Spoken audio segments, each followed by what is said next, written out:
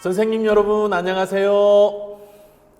권 교수의 해피한 사회과 교육론 강의에 들어오셨습니다. 자, 해피라고 말하는 순간 해피하지요? 지금도 해피하고 나중에도 해피할 것입니다. 자, 제가 그렇게 만들어 드리도록 최선을 다하겠습니다. 자, 초수생 분들도 계실 거고 또 뭐 연속으로 도전하시는 분도 있으시고 또 좀 수년 전에 도전하셨다가 뭔가 맞지 않아서 조금 쉬시다가 이제 다시 한번 해야지 또 이렇게 해서 또 저를 만나시는 분들도 계시리라고 생각을 합니다. 근데 여러분들의 이 사회과 교육론 이론 강의는 올해가 마지막입니다. 왜냐? 내년에는 여러분들이 원하는 학교에 정말 선생님으로 근무하실 것이기 때문에 그 학교에서 선생님으로 근무하시려면 얼마나 바쁘실까요? 교재 연구, 수업 연구도 열심히 하셔야 되고 또 담임 선생님 맡게 되면 또 아이들 케어도 잘 해야 되고 또 학교에 가면 교무분장표, 그래서 여러분들도 다 잘 아시겠지만 뭐 교무부라든지 연구부라든지 또 이런 부서에 배치되거나 또는 학년에도 또 그 각각의 일들이 있기 때문에 그런 일들을 하시려면 얼마나 바쁘시겠어요. 근데 사회과 교육론 책을 다시 본다? 사회과 교육론 강의를 다시 듣는다? 절대로 없습니다. 제 양력에 보면은 나와 있지만 저는 서울 강서구에 있는 명덕 외국어 고등학교라는 곳에서 10년 반 정도 근무를 했었는데요. 정말 바빴습니다. 정말 바빴고 당연히 그 과정에서 사회과 교육론이라는 책을 펴볼 기회도 없었고요. 시간도 없었고요. 솔직히 말씀드리면 필요도 없습니다. 정말 이 사회과 교육론은 우리 임용시험에 합격하기 위해서 필요하고, 물론 이제 개인적으로는 뭐 정말 열심히 하시는 분들은 이제 이 사회과 교육론에 있는 내용들을 참고해서 뭐 수업 어떤 연구 교재 뭐 계획 이런 것들을 짜실 수는 있을 겁니다만은 사실 그런 부분들도 그 학교에 계신 선배 선생님들께 이렇게 좀 조언을 구하거나 하다 보면 그 학교의 또는 그 학교의 학생들에 맞는 그런 것들을 찾을 수 있습니다.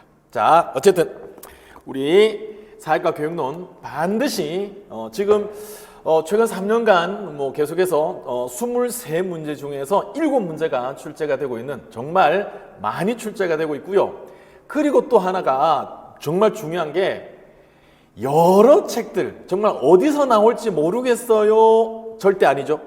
뭐 아시는 분은 아시겠지만 여기 하나에서 다 나온다고 해도 과언이 아닙니다. 자, 그래서 저는 이제 어떻게 수업을 진행할 거냐 하면은 정말 옛날에 우리 서당에서 아이들이 그 훈장님 따라서 하늘 천 따지 이렇게 하듯이 강독 수준으로, 강독 정도로 강의를 할 겁니다. 왜냐? 그게 가장 효율적이기 때문이죠. 그러니까 너무 이 책 하나에서 거의 다 출제가 되기 때문에 사실은 이 책을 이렇게 외면해 가지고서는 안 되는 거고요. 그런데 또 이 책을 너무 많이 교재에다가 실게 되면은 이제 흔히 말하는 저작권 문제가 발생을 합니다. 왜냐? 이 책을 출판한 회사에서도 사회과 교육 대부분 문제가 여기서 나온다라는 것을 알고 있고, 그리고 이제 사회과 교육론 강의를 하는 분들이 이 책을 베껴서 자기 이름을 써가지고 이 책을 또 판매를 하면, 이 책을 이제 돈을 받고 팔게 되면 이거는 명백한 문제가 되는 거거든요. 그래서 저는 그냥 그 저작권 관련 문제로부터 완전하게 독립을 하고 편하고 그리고 실질적인 도움이 될 수 있도록 그냥 이 책을 가지고 강의를 하기로 결심을 했습니다. 그리고 그거는 요 동문사 출판사의 저작권 담당하시는 상무님과 협의를 했습니다. 그러니까 강의에서 그냥 이 책 그 자체를 활용을 하는 것은 뭐 저작권하고 전혀 상관이 없다, 이게 확인을 받았고요. 그러니까 여러분들은 반드시 지금 만일에 이 책이 없이 저를 보고 있다면 안 됩니다. 멈춰야 되고요. 빨리 이 책을 구입을 하셔서 저와 함께 해주시기를 바랍니다. 자, 아시겠죠? 자, 방금도 말씀드렸지만 사회과 교육론은 이 책 하나에서 다 나온다고 해도 과언이 아닙니다. 근데 이제 제가 팀 설명회 때 그래도 참고 문헌이 또 있다 그러면서 요 박상준 교수님의 사회과 교육의 이해라는 책도 제가 그래도 소개를 해드린 적이 있는데, 근데 이 책은요 정말로 참고입니다. 그러니까 뭐 초수생이든 또는 뭐 장수생이시든 간에 아시겠지만 이 책은요 다시 말씀드리지만 참고입니다. 그러니까 여러분들이 굳이 이 책 두 개를 가지고 막 비교를 해가면서 본다든지 또는 여기에 없는 게 여기는 있네 뭐 이런 것들을 막 하실 필요가 있다 없다? 없습니다. 제가 당연히 다 분석을 해서 이 책의 내용들 중에 여러분들이 꼭 알아야 임용시험 준비에 효과적으로 대비할 수 있겠다라고 한다면, 그런 내용이 있다면 당연히 이것은 제가 발췌를 해서 편집을 해서 여러분들에게 자료로 주고 또 강의에서도 그것을 녹여내도록 하겠습니다. 그러니까 여러분들은 이 책에 대한 부담은 버리시고요. 자, 이 책만, 그리고 제가 편집한 요 교재 해피한, 그렇죠. 해피한은 뭐 과거, 현재, 미래 다 해피입니다. 자, 요 사회과 교육인데요. 이제 교재를 한번 일단 먼저 요 교재를 한번 펼쳐 보겠습니다. 자, 역시 이 교재가 없으시면 안 되고요. 자, 이 교재 펼쳐 보겠습니다. 자, 한 장 넘어가고요. 자, 두 장씩 합니다. 차례를 보면은요. 자, 차례 보겠습니다. 차례를 봤더니 자, 1장부터 10장까지 나와 있습니다. 자, 그러면 이번에는 요 사회과 교육론, 이제 여기 이 저자가 모경환 교수님 그리고 차경수 교수님이죠. 제가 서울대학교 사회교육과 졸업생 아닙니까? 차경수 교수님이 제가 1학년 때, 1학년이면 1987년입니다. 아마 여러분들 중에서 87년 이전에 태어나신 분은 아마 거의 안 계실 거라고 생각을 하는데요. 제가 87년에 사회교육과 입학을 했는데 그때 지도 교수님이 바로 차경수 교수님이셨고요. 그때는 이 모경환 교수님은 국내에 안 계셨어요. 외국에 유학을 가신 거죠. 선배님이신데. 근데 이제 그때 이 두 분이 이제 2008년에 이제 이 책을 쓰신 거예요. 그 전에는 제가 1학년 때 수업을 들었는데 차경수 교수님의 사회과 교육론 수업을 들었는데 그때는 이 책이 없었어요. 그래서 지금 기억에 뱅크스 원서로 강의를 들었습니다. 원서로 영어 책으로 강의를 들었던 게 기억이 나고요. 그래서 이제 중간고사, 기말고사 때 우리 이제 그 같은 학번 친구들끼리 번역본이 없었으니까 이렇게 쪽수로 서로 이렇게 분배를 해서 막 이렇게 번역을 했던 그런 기억도 나는데요. 그래서 이 두 분이 이제 함께 책을 쓰셨어요. 그래서 차경수 교수님이 스승이고 모경환 선생님이 제자다 보니까 예우 차원에서 차경수를 먼저 붙여서 차모책이다라고 이제 흔히 이야기를 하죠. 차모책. 자, 여러분들도 입에 붙어 있을 거고요. 뭐 임용 사이트라든지 이런 데 보면은 다 차모책 하는 게 바로 요 책을 말하는 겁니다.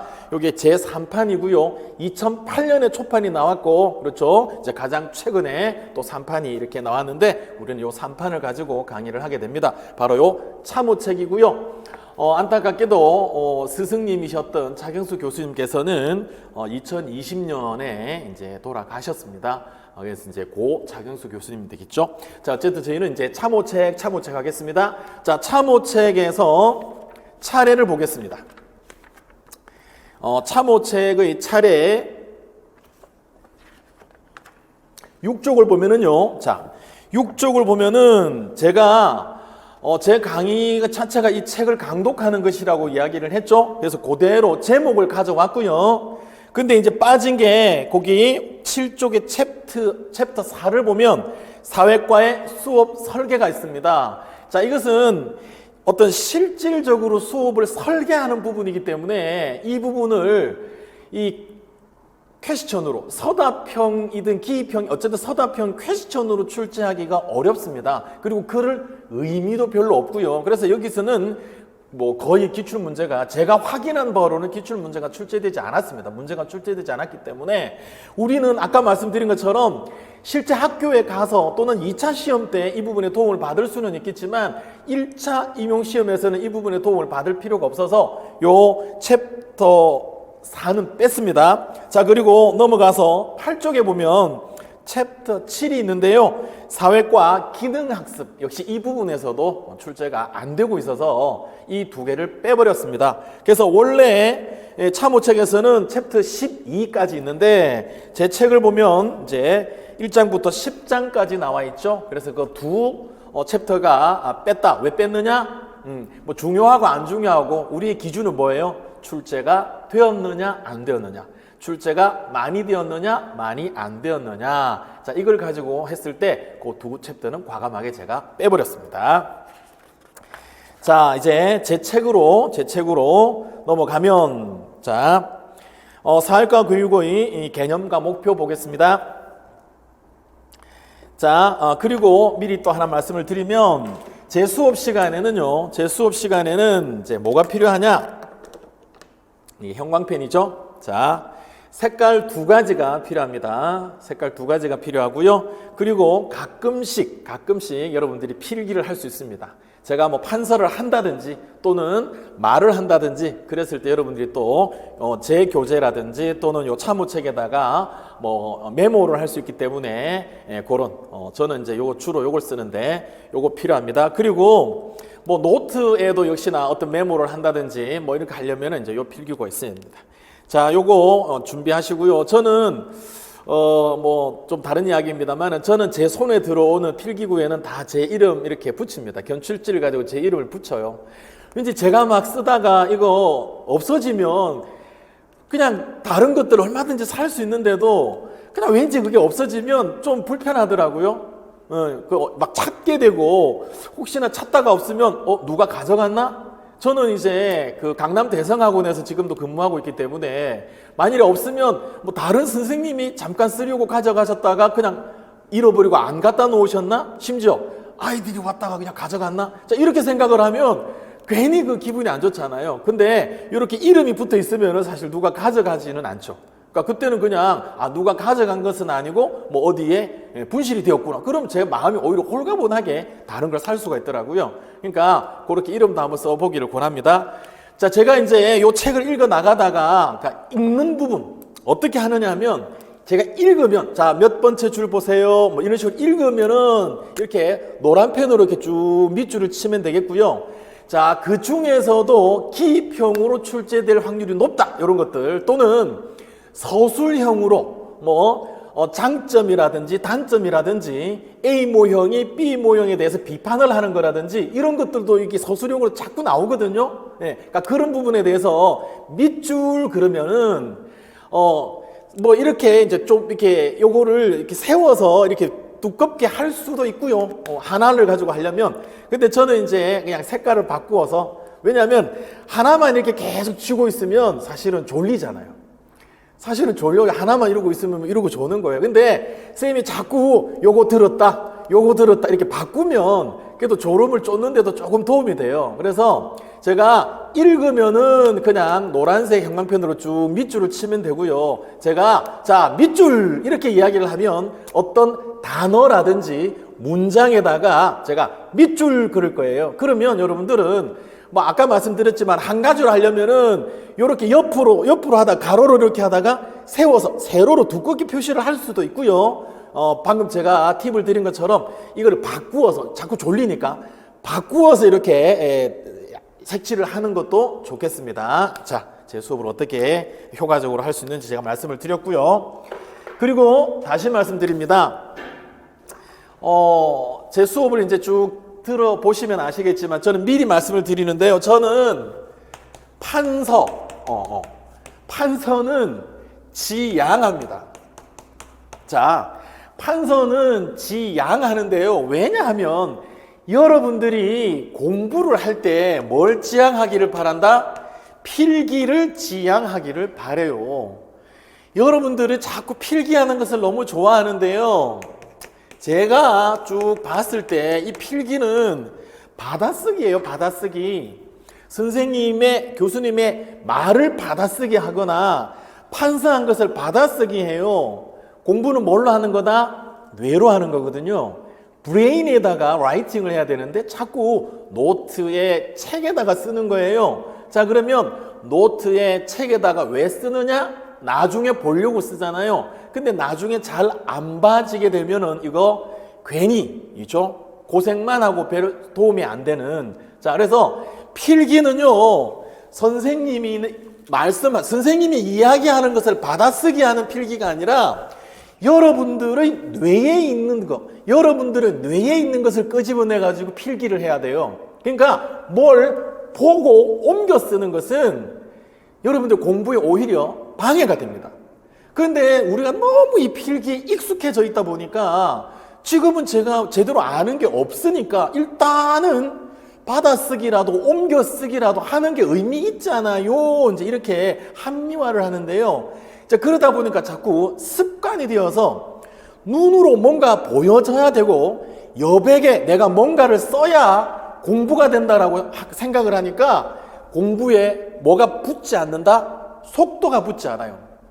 속도가 붙지 않아요. 왜? 막 필기하다 보면 손가락이 아파요. 하지만 그 동안에 뇌는요, 활발히 움직이지 않거든요. 그러니까 정말 뇌를 가지고 계속 이렇게 공부를 하고 나중에 시간 있을 때 시간을 딱 정해서 자기 뇌에 있는 것을 필기를 해야 돼요. 그리고 한 번에 필기를 깔끔하게 정리하기가 어렵잖아요. 그러면 이제 참고 뭐 책이라든지 다른 것들을 통해서 그 부족한 부분을 이제 채워 넣는 거예요. 무슨 이야기인지 여러분 아시겠죠? 정말 제가 95년부터 선생님 했거든요. 95년부터 명도 외국어 고등학교에서 이제 선생님 하다가 2007년부터 강남 대성악원에서 선생님 하고 있는데요. 정말로 여러분 못지않게 여러분만큼이나 열심히 하는 학생들을 많이 봤어요. 노트를 보면 정말 작품이에요, 작품. 그 아이의 글씨체가 정말 이 한글의 하나의 폰트가 되어도 정말 예쁠 정도로, 그리고 얼마나 잘 쓰는지, 심지어 선생님들이 하신 농담까지도 막 쓰잖아요. 그리고 속도도 상당히 빨라요. 그리고 그 와중에 알록달록 써요. 정말 보고 있으면은 정말 강의를 잘해야 되겠구나. 저렇게 농담 한마디까지도 저렇게 깔끔하게 받아쓰기 하면서 열심히 하는 아이가 있는데, 학생이 있는데 정말 대충대충 수업하면 안 되겠구나 막 이런 생각이 들 정도로 열심히 하는 아이들이 있어요. 근데 그 아이들이, 그 학생들이 실제로 수능 점수가 잘 나온다면 그렇게 하라고, 다른 학생들한테도 그렇게 하라고. 그리고 그 학생의 노트라든지 교재를 제가 막 이렇게 뭐 사진을 찍든지 만들어 가지고 막 서브 노트, 뭐 고시생들이 서브 노트 이렇게 거래하듯이 막 그렇게 하면서 이렇게 하면 수능 점수 잘 나와 막 이렇게 했겠죠. 그렇다 안 그렇다? 여러분 어떻게 생각하세요? 안 그렇더라니까요. 물론 100%는 아니지만, 그래서 손으로 공부하는 것, 눈으로 공부하는 것은 지양해야 되겠구나. 그래서 필기로부터 자유로워져야, 이 손으로부터 자유로워져야 뇌가 엄청난 능력을 발휘하는 이 뇌가 활발하게 움직일 수 있고, 그래도 정리를 좀 해야지 한다면 여러분들의 뇌에 있는 것을 여러분들의 노트에, 노트도요 이 밑줄 있는 거, 선이 있는 노트는 안 됩니다. 저는 그것도 비춥니다. 선이 있으면은요, 선의 간격이 있잖아요. 그러니까 거기에 또 맞춰 쓰려고 해요. 그리고 왜 선이, 그러니까 예를 들면 한 15cm가 되는데 한 10cm 정도만 쓰면은 그 뒤가 좀 허전하니까 또 거기 뒤에도 뭘 채우려고 하고, 그래서 안 써도 되는 것들을 막 써요. 쓸 필요가 없는 거. 그러니까 그 글자를 쓰는 게 솔직히 자기 공부에 전혀 도움이 안 되는데도 채우기 위해서 쓰는 거예요. 그리고는 만족하죠. 와, 빽빽하게 노트가 가득 차 있으니까 왠지 내가 막 공부를 많이 한 것 같은 착각을 해요. 여기로부터도 여러분들은 자유로워져야 합니다. 그래서 스케치북 같은 거 있죠. 그러니까 그런 것에다가 어떨 때는 글자도 막 크게 쓰기도 해요. 막 글자를 크게 쓰기도 하고, 그죠? 어떨 때는 그림을 그릴 수도 있어요. 또 어떨 때는 화살표 같은 것도 막 쫙쫙 막 이렇게. 그러니까 화살표를 위아래 또는 대각선으로 화살표가 착착 가야 되는데 왠지 그 선이 쫙 이렇게 돼 있으면 그 화살표도 우리가 과감하게 쫙 못 가고 뭐 이렇게 왔다가 간다든지 이렇게 자꾸 자기의 생각을 자꾸 뭐에다가 이렇게 맞추려고 한다는 거예요. 제가 이제 한 번 더 말씀드리지만 95년부터 선생님 하다 보니까 정말 열심히 하고 하는데 너무 꼼꼼하게, 그러니까 정리정돈하듯이 방 정리정돈하듯이 이렇게 자꾸 공부를 하려고 하는 그런 어떤, 제가 조금 심하게 말하면 강박이랄까요?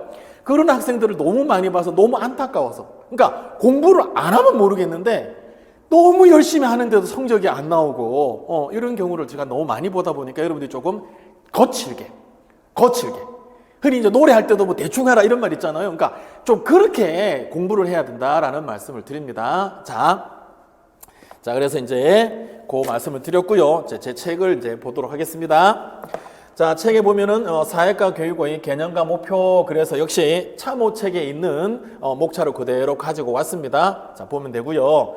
자, 여기에서 뭐가 중요하다, 이 이야기는 그냥 이제 참호책을 보면서 하면은 나중에 다 드러나기 때문에 지금 이 목차를 보면서 어디 부분이 중요하고 어디에 별표시 몇 개, 이거는 이제 넘어가도록 하겠습니다. 자, 오른쪽에 최근 기출 주제 보겠습니다. 자, 여기서 제가 최근이라고 한 것은 2014학년도부터 그랬는데요. 그 괄호에 보면 서다평이라는 게 있죠.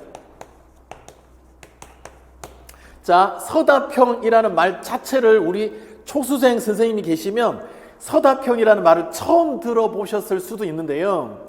자, 서다평은 뭐냐 하면 서다평하고 우리가 대비가 되는 말을 생각하면 돼요.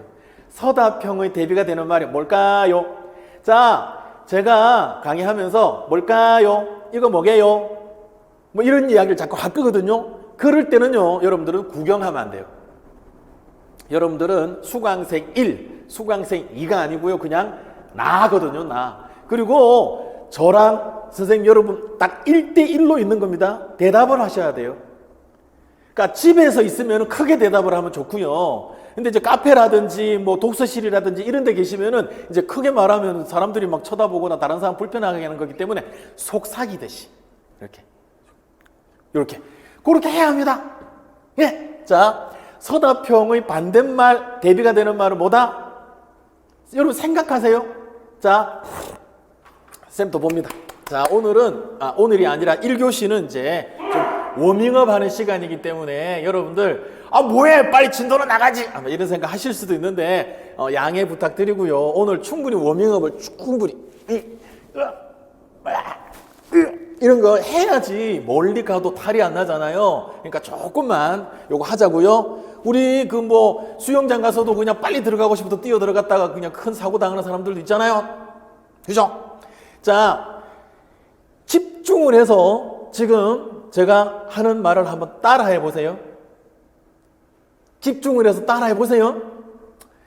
writing 하려고 waiting 하지 말고 thinking 하고 speaking 하자. 따라 했습니까? 따라 해야 돼요. 여러분들이 이제 선생님, 중학교, 고등학교 선생님 하실 거잖아요.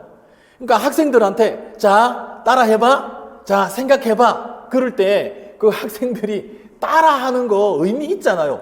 어떤 학생이 그럽니다. 선생님, 제가 뭐 유치원생도 아니고 똑같은 거 따라하는 게 무슨 도움이 돼요? 그래서 저는 따라 안 했어요. 이제 이런 학생들이 꼭 있죠. 그런데 따라하는 게 의미가 없는데 어떤 선생님이 학생들한테, 심지어 고3 학생한테 따라해봐 라고 할까요? 그러면 의미가 없는데 따라해봐라고 하는 선생님이 계시다면 그 선생님은 왜 그러실까요? 자기가 어떤 액션을 했잖아요. 근데 의미가 없는 행동을 해요? 아니잖아요. 의미가 있으니까 할 거다라고 믿자고요. 예. 그러니까 지금도 마찬가지예요. 제가 따라해보세요 했잖아요. 그러면 그냥 따라하세요. 한 번 더 기회를 줍니다. writing 하려고 waiting 하지 말고 thinking 하고 speaking 하자. 자, 아까 제가 뭘 지양하자고 그랬어요. 필기지양하자고 그랬죠. 자, 대부분의 필기는 그러니까 수강생으로서, 학생으로서, 피교육생으로서의 필기는 대부분이 뭐다?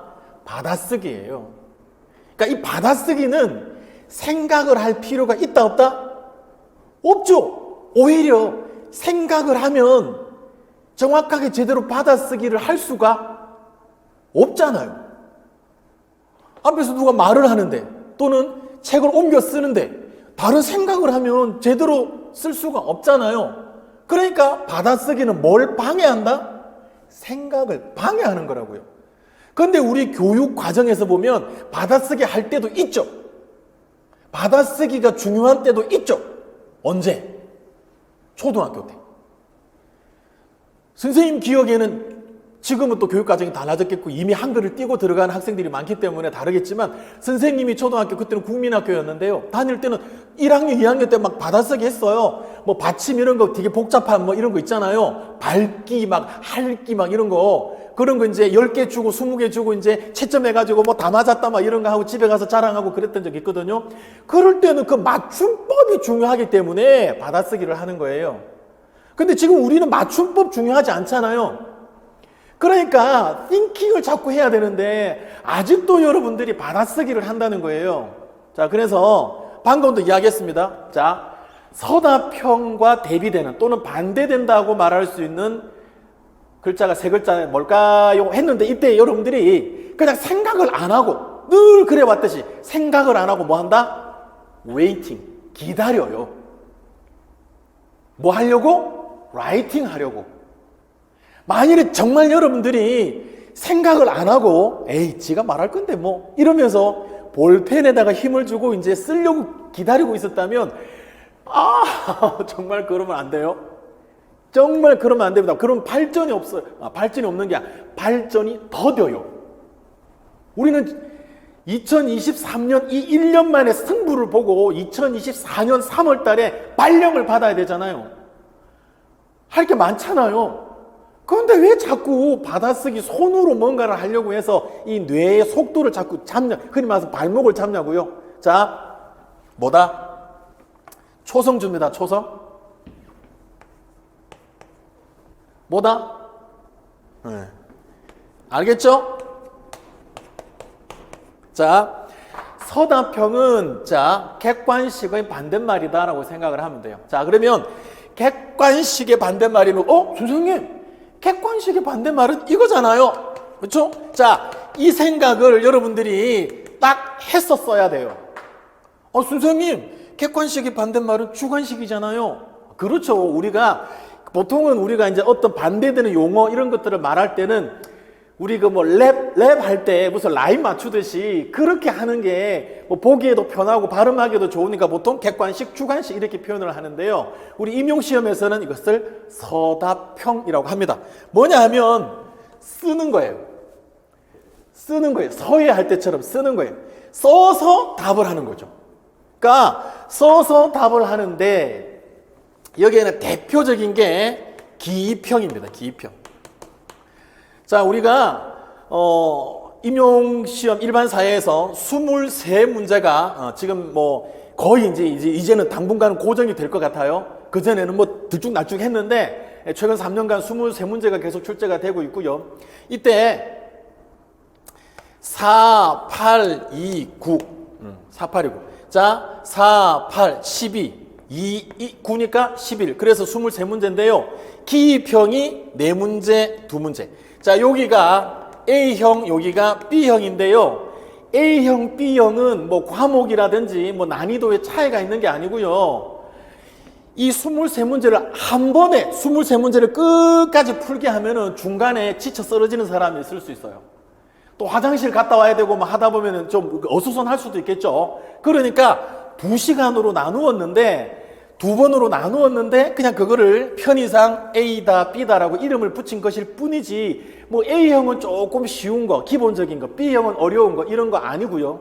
뭐 A형에는 뭐 그런 거 없습니다. 자, 그러니까 요 4문제하고 2문제 요게 기입형이라고 하는 겁니다. 자, 그리고 나머지 8문제 9문제에서는 서술형이 있어요. 자, 2014학년도 이전에는 논술형이라는 것도 있었어요. 정말 이 논술형이 없어진 것은 사실은 우리 수험생 입장에서는 다행이죠. 왜냐하면 200자, 300자 막 쓰는 거거든요. 그러니까 이거를 어떻게 써야 할지도 사실은 좀 막연하고, 정말 내가 잘 썼어요. 그러니까 내가 쓴 것을 이제 다시 학원에 와서 또는 사이트에서 이제 사람들과 같이 이제 공부한 사람들과 또는 선생님께, 교수님께 내가 이렇게 썼어요. 그랬더니, 와, 아주 정확하게 잘 썼구나. 다른 같은 수험생들도, 오, 너무 잘 썼네요. 완전 뭐 거의 모범 답안이에요. 막 이렇게 해도 그게 정말 점수를 제대로 다 받을지 모르거든요. 그러니까 이 논술형은 사실 준비하기도 어렵고 열심히 써도 점수를 다 받을 수 있을지 애매했는데 이게 이제 없어졌습니다. 그래서 기입형 6문제, 그렇죠? 그리고 나머지 서술형이 17문제가 나오는데, 근데 이 17문제 안에도 또 1, 2, 3 또는 1, 2 또는 1, 2, 3, 4 이렇게 있어서 거기에도 또 하나 또는 2개, 심지어 어떤 경우에는 3개 정도의 기입형이 있어요. 그러니까 기입형 문제가 6개가 아니라 실제로는 23문제 중에서, 근데 23문제도 방금 말했잖아요. 서술형 한 문제에 실질적으로는 또 거기에 1, 2, 3 또는 1, 2, 3, 4기 때문에 무당수는 23문제보다 훨씬 많다고 볼 수 있어요. 왜냐하면 앞에는 기입형이 별도의 한 문제잖아요. 그래서 기입형이라고 공식적으로 6문제가 있잖아요. 그런데 또 17문제에도 보면은 거기도 안에 1, 2, 3, 4 해가지고 방금 말씀드린 것처럼 한 문제 또는 2문제 또는 3문제까지도 기입형이 있거든요. 그러니까 특히 기입형에서 중요한 게 바로 이 책입니다. 여기는 그러니까 문장을 외우면서, 문장을 읽으면서 그 기입형을 찾아 들어가야 되는 거예요. 그래서 일단 지금은 서답형이 2014년부터 이제 딱 확정이 되었습니다. 자, 지금은 그 초기에는 기입형이다 서술형이다 이 글자를 줬어요. 여러분 기출 문제 쭉 보면 알겠지만 그때는 이 문제는 기입형 문제입니다. 이 문제는 서술형 문제입니다라는 걸 줬어요. 그 글자가 나와 있어요. 그런데 이제 그 이후부터는 어느 이후부터는 이제 그것도 그냥 문제만 나와 있습니다. 문제만 1번부터 23번까지, 그렇죠? A형, B형 이렇게 해서 나와 있습니다. 물론 23번은 아니고 A형의 1번부터 12번, B형의 1번부터 11번 이렇게 돼 있겠죠. 자, 요 서답형이 출제된 2014학년도부터, 왜냐 2024학년도 우리가 볼 그 시험도 이렇게 출제될 거거든요. 서답형으로 출제될 거거든요. 그래서 왜냐하면 객관식으로 출제하기에 적절한 부분이 있고요. 논술형으로 출제하기에 적절한 부분도 있는데 우리는 지금 객관식이나 논술형 시험 준비는 할 필요가 있다 없다? 없다는 거예요. 그래서 제가 2014학년도부터 쭉 했는데요. 자, 거기 일단은 형광펜으로 글자를 보겠습니다. 자, 2014의 단답형에 보면 시민성. 자, 지금 가장 중요한 사회과의 전통이라고 하는 거 일단 한번 확인해 볼게요. 자, 14학년도의 시민성 전달 모형, 그 서술형의 반성적 탐구 모형, 다 지금 제가 말하는 건 밑줄입니다. 자, 오른쪽에 시민성 전달 모형. 자, 2016학년도에 보면 역시 시민성 전달 모형, 사회 비판 모형.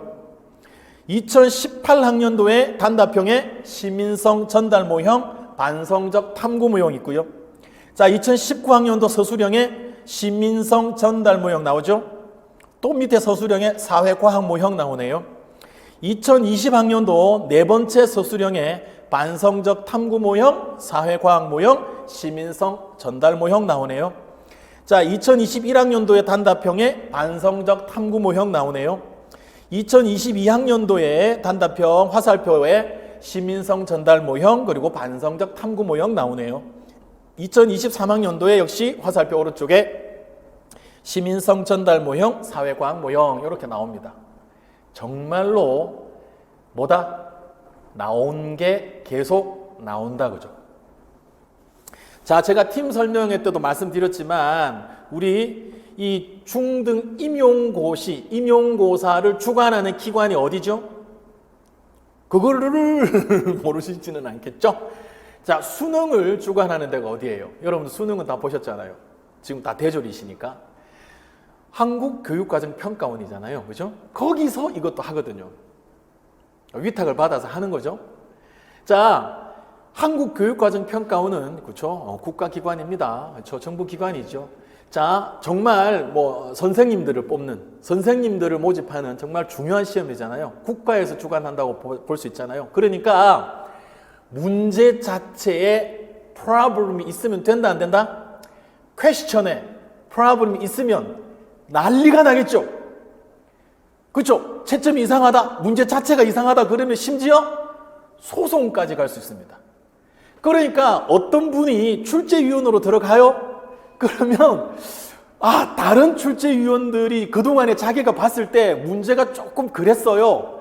그럼 내가 정말 기가 막힌 문제, 정말 좋은 문제 그런 거 한번 출제를 해서 이번 연도에 출제위원들이 누구길래 이렇게 좋은 문제를 출제를 했지? 그런 그 소리도 평가도 좀 받아볼까? 사실은 그런 의욕도 있을 수 있겠죠.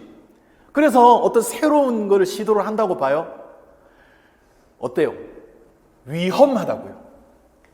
왜냐하면은 지금 1992학년도부터 임용고사가 치러지고 있는데, 그러면 그 30년 동안 출제위원도 들어갔던 분들은 뭐 아무 생각 없이 들어가셨으려고요.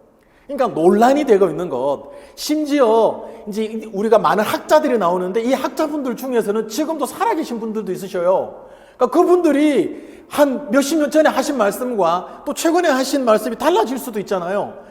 그러니까 애매한 것들을 괜히 냈다가 그분이 몇 년에 어느 책에서는 그렇게 이야기를 했지만 최근에 어떤 강의에서는 자기 스스로가 했던 말을 뒤집었다. 이렇게 이제 이의제기 들어오면 이거 어떻게 할 거예요?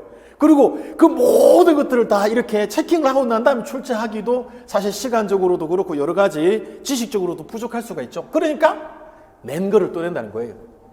그래서 나온 문제가 나온다. 그래서 기출이 중요하고, 그래서 저도 이 교재에 이런저런 이론들은 당연히 여기에 있으니까 기출을 제가 담았습니다. 근데 지금 우리 강의는요 1단계고요 2단계가 기출문제 풀이 단계가 있거든요. 그래서 1단계 때는 여러분들에게 기출문제를 소개하는 거예요. 꼼꼼하게 푸는 것은 사실은 결국 여러분들이 뭐 할 수밖에 없다? 무슨 쓰기? 무슨 쓰기? 받아쓰기. 자, 3월 달에 2024학년도 임용시험이 있다면 지금이라도 받아쓰기를 해서 막 외워야죠.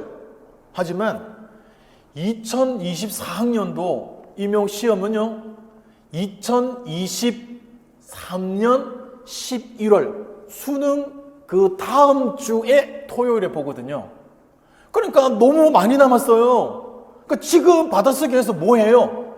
오히려 이 칸들을 비워두었다가 여러분들이 점점 공부를 해가면서 여러분들이 먼저 답을 찾고 교수님한테 쌤 이거 답 이거 맞죠?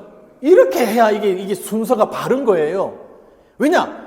기출문제가 많다 적다? 수능하고 비교해보면 여러분 수능 다 봤으니까 수능에 비해서 기출문제가 임용시험의 문제는 많다 적다? 적죠. 적습니다. 그러니까 이 한 문제 한 문제가 어떻다? 귀한 거예요. 그러니까 이 귀한 한 문제 한 문제를 우리가 정말 나한테 도움이 되게끔 이걸 써먹어야 되는데 너무 일찍 받아쓰기를 해서 답을 써버리면 이게 효과가 떨어질 수밖에 없는 거예요. 그래서 어떻게든 답은 나중에 뒤로 그렇게 하기를 일단 권합니다.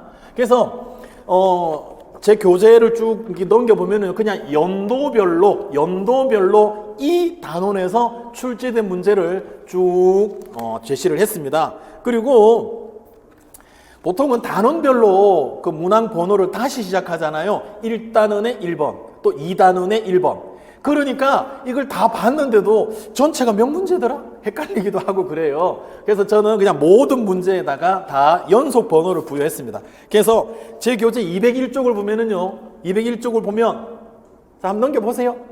자, 넘기면서 이제 몸도 조금 움직여 볼까요? 거기 보면 201쪽에 보면 176번이라고 나와 있죠. 그러니까 여기에 기출문제가 176문제가 있습니다. 그런데 우리가 8주의 강의를 통해서 이 176문제의 정답을 자세하고 정확하게 여러분들에게 알려주는 거 이거 안 할 겁니다. 이거는 2단계 때 할 거고요. 지금은 기출을 봐야 이렇게 권한상 교수가 강의하듯이 이 책을 밑줄 쳐가면서 공부를 하는 게 가장 효과적이구나라는 것을 여러분들이 확신을 할 수 있어요. 그러니까 이 기출을 이렇게 많이 보여주지 않고 그냥 이것만 해 나가면 뭐야 이런 강의가 있어. 자기 책도 아니고 남의 책으로 그냥 밑줄만 치고 저 인간 저거 그냥 날로 먹네 내 귀한 돈을. 그러니까 이렇게 여러분들이 오해도 하실 수 있을 것 같아서 제가 기출 보라고. 지금 우리가 이렇게 하는 공부하는 방식이 가장 효과적이다라는 것을 보여주려고 합니다. 자, 이제 제 교재에 하나 더 넘어갑니다. 4쪽 보겠습니다. 자, 4쪽으로 넘어갔습니다. 자, 1번 나오는데요. 자, 왼쪽 하단부에 보면은 세로로 쭉 한자가 있습니다. 자, 오늘은 지금 이 시간은 우리가 워밍업 하는 거니까 여러분 양해 바라고요. 자, 세로로 쭉 한자가 있죠. 자, 여러분 읽어보세요. 자, 읽어보세요. 자, 읽어보세요. 그럴 때 읽어보라고요. 또 기다리지 말고 웨이팅 하지 말고 저질러야 돼요. 그래야 맞든지 틀리든지 맞으면 맞아서 확실하게 내 것이 되고 모르면 부끄러우니까 알게 된 것 절대로 까먹지 않을 확률이 높고 그러니까 자꾸 해야 돼. 그러니까 원래는 선생님하고 우리가 둘이 딱 진짜 마주보고 있어야 돼요. 아니면은 여러분 옆에 또 여러분하고 비슷한 깜냥을 가진 친구가 있어야 돼요. 그래서 누가 뭐 맞는지 틀리는지 그러니까 이런 것들이 이렇게 의식이 되면은 그게 더 오래 가요. 그래서 사실 혼자서 공부하는 것은 조금 제한적이다. 근데 이제 지금 세상이 뭐 코로나도 있지만 비대면 수업, 인터넷 강의, 지금도 우리 여러분 인강으로 만나고 있지만 그게 익숙해지는데요. 그러다 보니까 이 학습 효과가 조금 떨어지지 않나 싶기는 해요. 여러분들이 가능하다면 2단계, 3단계, 4단계 때는 또 우리 이 강의실에서 또 만났으면 좋겠다. 그런 또 희망을 가져봅니다. 한자 읽어보라 그랬잖아요. 뭐예요?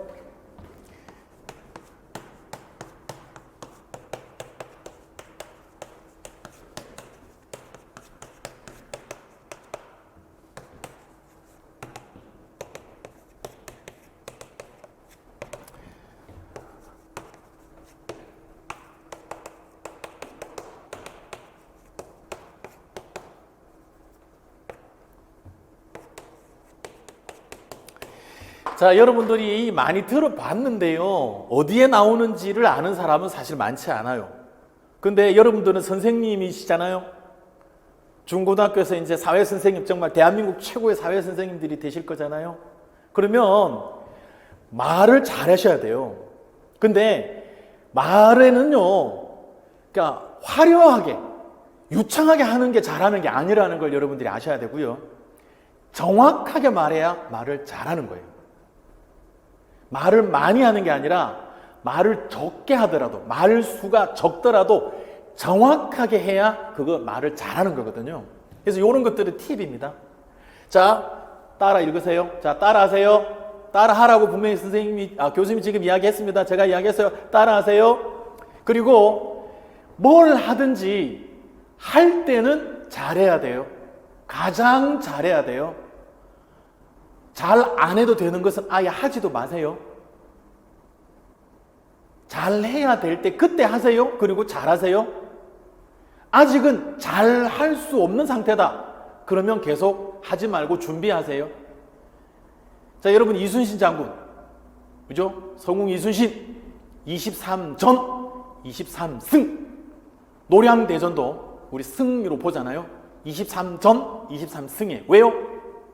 이길 전쟁만 나갔거든요. 이길 수 있는 전쟁만 나갔거든요. 이길 수 없는 전쟁은 나가지 않았거든요. 왜? 이길 수 없는 전쟁 나갔다가 박살나면 조선은 누가 지켜요? 조선의 백성들을 누가 지켜요? 그러니까 조정에서 그 와중에도 당파 싸움하는 이 나쁜 정말 어이없는, 나가라 나가라 하는 거잖아요. 나가서 죽든지 말든지 나가라 나가라 하는 거예요. 그래서 안 나가고 버텼다고. 삭탈관직에 백의종군에. 여러분 아시죠? 그러니까 우리는 싸울 때, 이것도 임용과의 전쟁이잖아요. 싸울 때는 이길 수 있을 때 싸워야 되는 거예요. 질 것 같은 거 자꾸 싸우다가 지고 싸우다가 지고 저 버릇하는 거예요. 이겨 버릇해야지. 저 버릇해서 되겠어요? 자, 하세요. 지지자는 부려 호지자요, 호지자는 부려 락지자라. 시작. 따라 했죠? 자, 따라 안 한 사람 반성하세요. 자, 지지자는 부려 호지자요, 호지자는 부려 락지자라. 이게 바로 논어 6편, 논어는 전체가 20편인데요. 공자님께서 직접 글을 쓰신 건 아니고요. 소크라테스도 마찬가지로 소크라테스가 글을 쓰신 거 아니죠. 제자 플라톤이 이 책을 쓴 거죠. 자, 공자님의 제자들이 말 그대로 공자님의 어록을 글로 옮겨놓은 게 논어입니다. 그죠? 논어란 이름 누가 지었는지 알긴 모른다 하죠. 자, 그래서 전부 다 모아봤더니 20편이고요. 그 중에 6편에 바로 옹야편인데요. 이 옹야편 18장에 나오는 말입니다. 제가 왜 이런 말씀을 드리느냐 하면 이런 것들을 알고 있는 게 말을 잘하는 거라는 거예요. 일단은 지지자는 부려 호지자요, 호지자는 부려 락지자라. 이 말을 알고 있는 것도 중요합니다. 근데 논어, 옹야편 18장 요렇게까지 말을 하잖아요. 그러면 상대방이요 일단은 압도가 됩니다. 내 말에 귀를 기울여요. 근데 지지자는 부려 호지자 이거를 하다가 버벅대거나 이제 이러면은 이제 그것을 아는 것은 그것을 좋아하는 것과 같지 못하고 그것을 좋아하는 것은 그것을 즐기는 것과 같지 못하다. 인생 즐기는 네가 뭐다?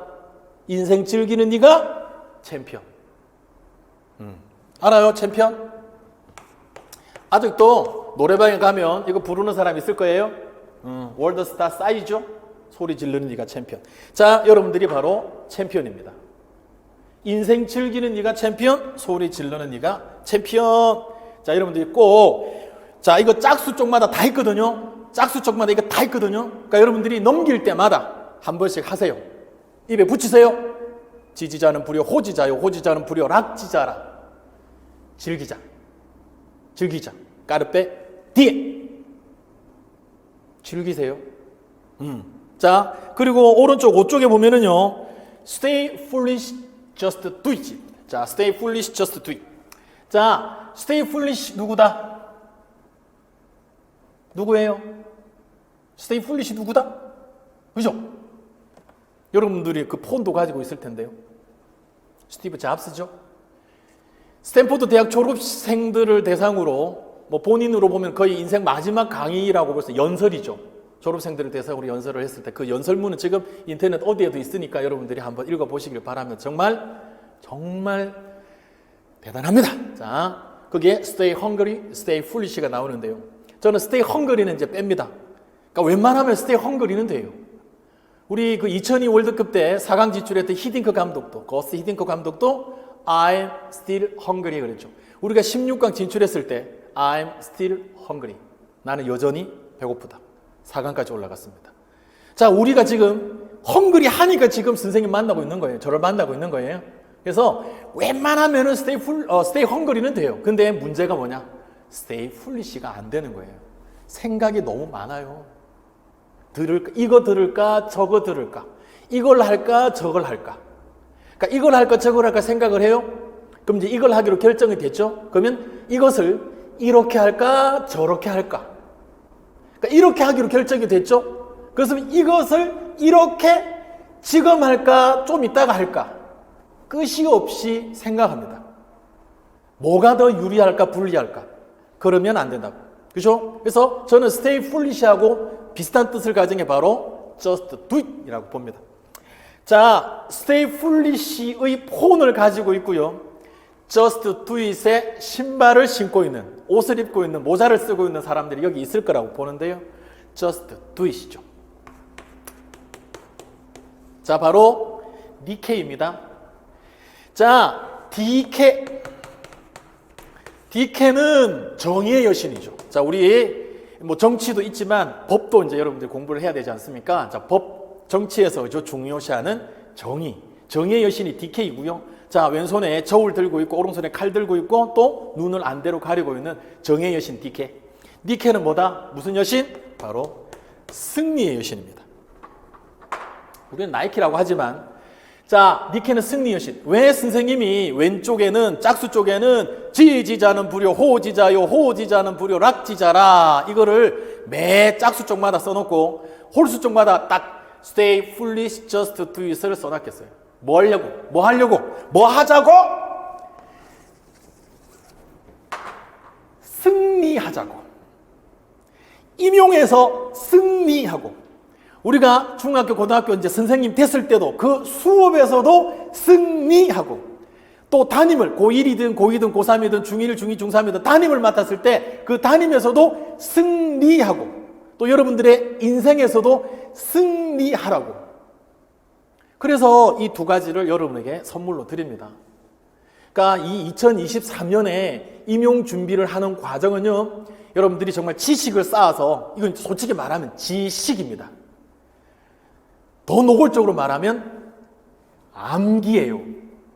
그래서 사실 공부라는 말을 쓰기에도 살짝 좀 부끄럽습니다. 암기입니다. 반복이고 암기예요. 근데 이 과정에서 여러분들은 이 두 가지 인생의 모토가 바로 여러분들의 것이 되기를 바라고요. 그래서 선생님이 되겠다라고 하는 목표도 이루고 또 인간적으로도 큰 이 두 개의 모토를 가지고 성장하는 여러분이 되기를 바라는 마음으로 이것을 기록을 했습니다. 자, 이제 잠깐 쉬었다가 본격적으로 교재에 들어갈 거니까 자, 여러분들도 잠깐 쉬었다가 이제 아까 말씀드린 그 형광펜 그리고 필기구 가지고 이제 준비하시기 바랍니다. 잠깐 쉴게요.